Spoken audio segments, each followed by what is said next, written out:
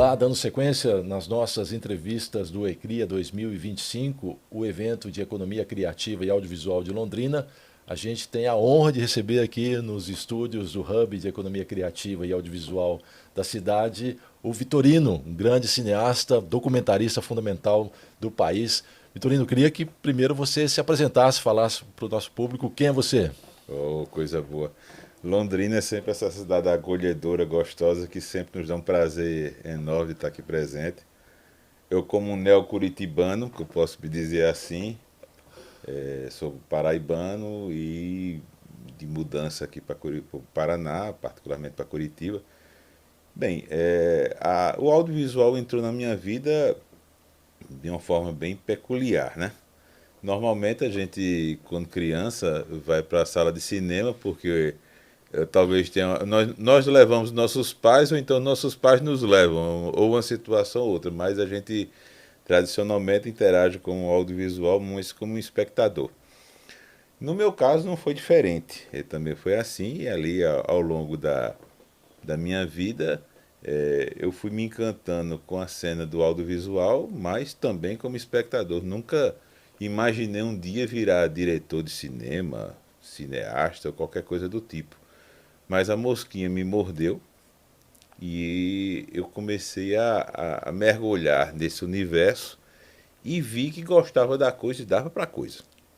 Nesse aspecto, um dos elementos que me contagiou, me deu assim o sentimento de que aquilo dali realmente eu conseguiria desenvolver um trabalho que fosse satisfatório, foi quando eu descobri aquela expressão máxima do cinema, que o cinema, a indústria do audiovisual. Indústria é metodologia, é trabalho de equipe, é sistematização de processos, é roteirização de atitudes, de ações, de metas. Então, quando eu comecei a entender um pouco disso, para mim o mundo se abriu. Então, eu disse, rapaz, essa é coisa.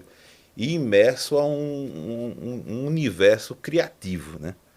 Imerso esse universo criativo veio para mim como a chave, né? Eu, por via de regra, por base, eu fiz engenharia e nesse conceito eu sempre atuei como executivo de negócio. E também foi outra vertente bastante positiva que agregou ao meu lado de produtor executivo. Então essa leitura também de cinema como essa perspectiva de business também foi algo que para mim deslanchou e fez com que eu compreendesse que eu estava no lugar certo. Maravilha, eu queria que você falasse um pouquinho da sua obra. Você tem vários filmes aí. A sua temática, essencialmente, é a social, a denúncia social. Eu queria que você falasse um pouquinho. Eu me identifiquei muito com o documentário bem desde aquilo que eu trazia desde criança. Um dos programas que eu mais gostava de assistir quando criança era Globo Repórter. Eu acho que minha base era Globo Repórter e um pouco de Fantástico na época que depois vieram também a questão do streaming, com os canais também de documentários lá atrás, que foram.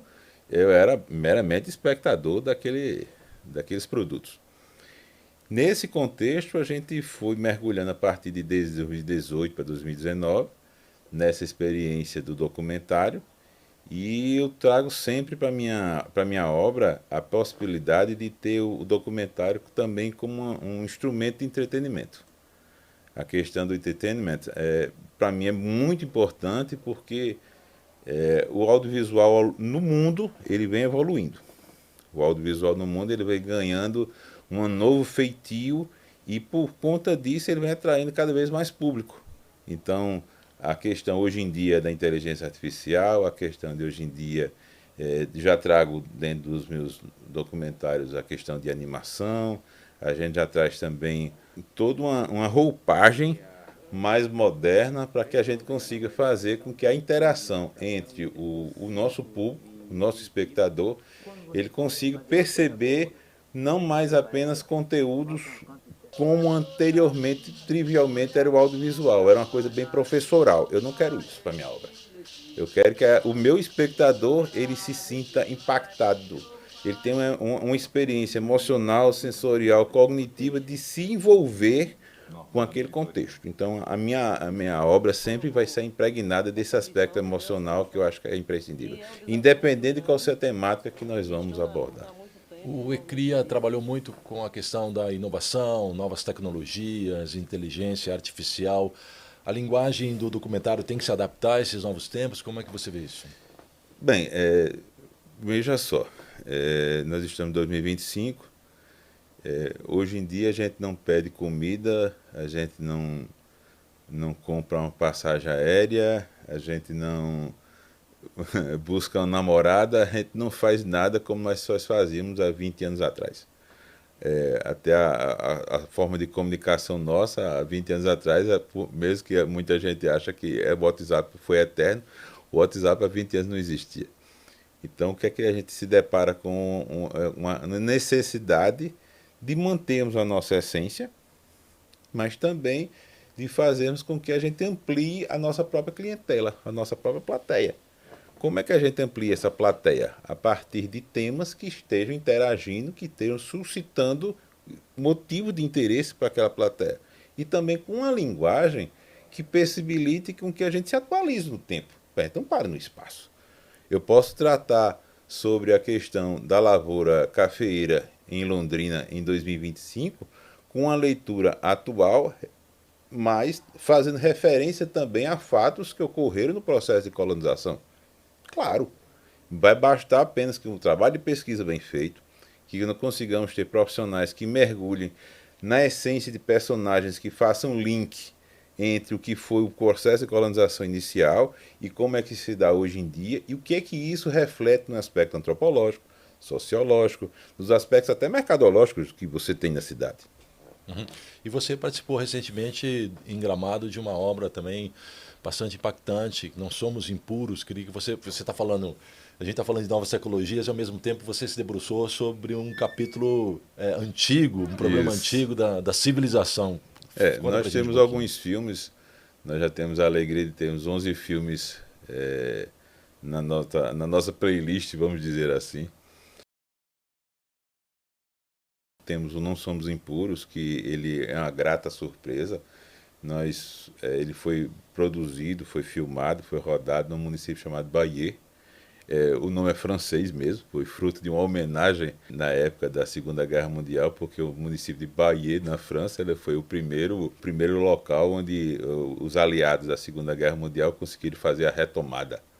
Então, na Paraíba, eles tinham um distrito chamado Barreiras, e esse distrito chamado Barreiras foi emancipado da condição de município com o nome de Bayeux. E lá então, na década de 40, o presidente Getúlio Vargas, ele criou a colônia Getúlio Vargas, onde instituiu o leprosário. O leprosário, hoje em dia ainda existe a área, ela tem um pouco mais de 10 hectares, então você tinha uma condição de segregação dessas pessoas que tinham lepra. As pessoas iam até lá de forma compulsória, né? Então o filme ele retrata toda essa vivência, todo o testemunho de pessoas que vivenciaram diretamente esse momento da nossa história e que ainda hoje é presente, porque o Brasil é o segundo caso no mundo em termos de casos de hanseníase, que hoje em dia, por conta de uma lei promulgada na época do presidente Fernando Henrique Cardoso, não se usa mais o termo lepra, se usa o termo hanseníase. E é o único país que usa essa terminologia. E o primeiro lugar é a Índia. Então nós tivemos a grata satisfação de fazermos um resgate histórico e antropológico dessas vidas a partir da ótica dos profissionais da saúde que viveram esse momento. Nós fomos fazer o resgate dessas mulheres maravilhosas, médicas extraordinárias, verdadeiras heroínas. Por quê? Porque imagina o que eram essas mulheres de forma devotada, apaixonada pela vida, o quanto elas se dedicaram, o quanto elas se envolviam com essas vidas para tentar dar-lhes um pouco de dignidade, dar-lhes um pouco de respeito humano, porque sabiam que a doença até então era incurável. E nós fizemos esse resgate dessas mulheres, doutora Luciana Trindade é uma das médicas que participou, doutora Salete, Elizabeth também, doutora Elizabeth, que também nos fizemos tanto médicos, como também enfermeiras, como também assistentes sociais, pessoas que atuaram dentro desse processo e que para a gente foram essenciais para trazerem para a gente esse recorte do que foi a experiência delas enquanto profissionais da saúde e o que é que isso pode impactar para os profissionais da saúde de hoje, porque eu não concebo, no Brasil nós temos um SUS, nós temos ainda uma incidência de casos muito grande, mais de 30 mil casos de hanseníase no Brasil, e o quadro geral do perfil do hanseniano de hoje é o mesmo da época de Jesus. Pessoas que vivem em quadro de segurança alimentar, pessoas que vivem em ambientes insalubres, pessoas que vivem sem condições sanitárias, pessoas que vivem em condições desumanas. Então, se nós tivermos pelo menos a compreensão de que temos as ferramentas em mãos, esse quadro é gritante. A gente não pode permitir que no Brasil de hoje, em 2025, isso permaneça. Muito obrigado por participar do ECRIA, por vir aqui bater um papo com a gente. Bem-vindo ao Paraná. Obrigado, obrigado. O ECRIA para mim, foi uma experiência extraordinária.